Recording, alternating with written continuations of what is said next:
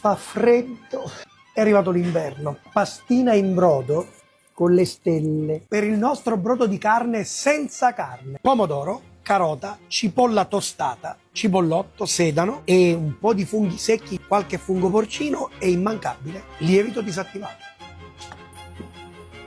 Mettiamo tutti i vegetali insieme a partire da freddo. Acqua fredda e portiamo a bollore per almeno un'oretta e mezza. Mettete anche il lievito disattivato, sarà l'ultima cosa che metterete.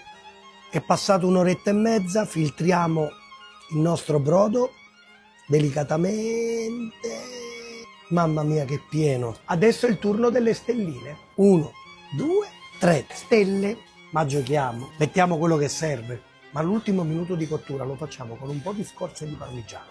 Il brodo è pronto, la pastina pure, andiamola a mangiare. Visto che abbiamo rinunciato alla carne, almeno un bel po' di parmigiano non ce lo mettiamo?